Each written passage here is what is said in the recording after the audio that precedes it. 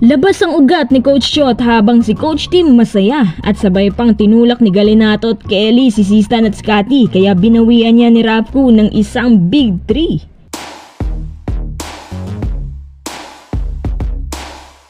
Unang play kuha agad ng Ginebra ang possession at sa kanila rin ang first point na 3-point play pa with a nice alley-oop patungo kay Japet. Tinabla naman niya ng 3-point play ni Ganuelas Roser at sinamahan pa yan ng turnaround shot ni RR Pugoy. Sa 9 minutes ng first quarter, dito na nagsimulang naiwan ng TNT no nagkasunod-sunod ang kamalasan nila at naiwan sila ng bahagya, 16-9.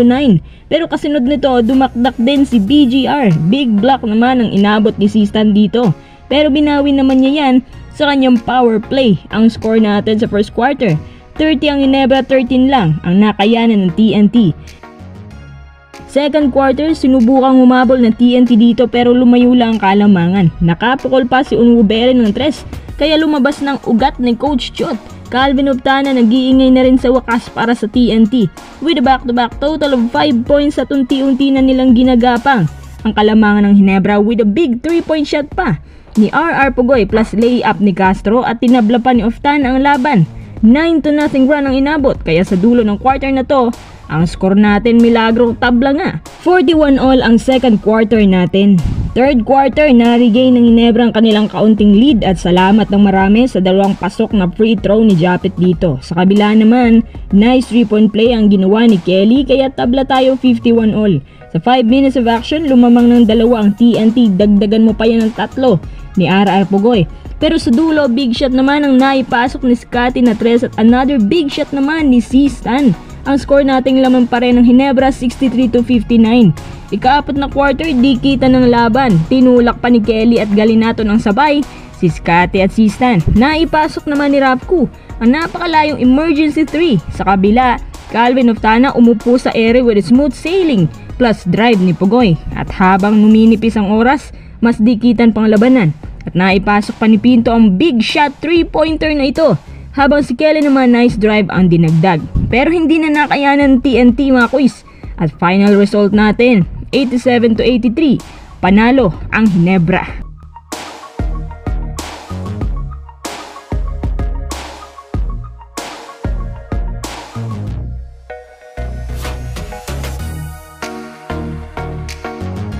Dagdag ko lang po sa ating update, nasa na si Poy Eram? Bakit di na siya nagpapakita ngayon? Ano bang nangyari sa kanya? Di ba nagkaroon po siya ng knee injury? At kailangan niyang i-undergo ng knee surgery na magtatagal ng maximum of 8 months po. Grabing surgery, 8 months talaga. Kaya naman, understandable yung balita na handa na palang pakawalan ng TNT si Poy Eram anytime. Ano bang nagagawa ni Poy Eram sa TNT? Bakit nila naisip na finally, papakawalan na talaga siya? Hindi ako sigurado kung good move to pero sa Eram lang kasi ang alam ko na legit big man dyan sa TNT. Ang natira si Kelly Williams na may edad na parang 40s na ata siya. Tapos si Galinato hindi consistent. Si Poy Eram na lang yung alam ko na pinaka legit na big man dyan. Tapos mawawala pa. Ano kaya ang iniisip ngayon ng TNT? May napupusuan po silang big man ngayon. Yung isa ay posibleng makukuha nila sa draft. Yung isa mula sa SMC at yung isa pa ay mula sa independent teams. Na actually, meron pang dalawa. Hindi ko muna sasabihin pero yung isa si Justin Arana. Pero mga quiz, hindi pa agad mangyayari to. Actually, antayin pa naman nila ang pagbabalik ni Eram tapos obserbahan pa yan. Kung ako sa TNT, hindi ko muna papakawalan si Eram. Bakit? Paano kapag bumalik sa dating form yan tapos maging dominant ulit? Pero syempre hindi natin alam kung anong takbo ng utak ni Coach Chot. Remember, Coach Chot na po ang coach ng TNT. Medyo unpredictable gumalaw. Kung ang iniisip ni Coach Chot, dahil dumaan na kasi si Eram sa matinding surgery at masela na kondisyon, kaya maghahanap na tayo ng bago na mas bata at mas malakas. Parang ganon.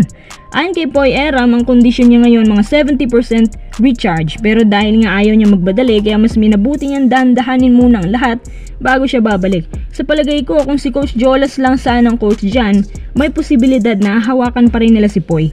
Tingin niyo mga quiz, dapat na bang pakawalan si Poy Eram?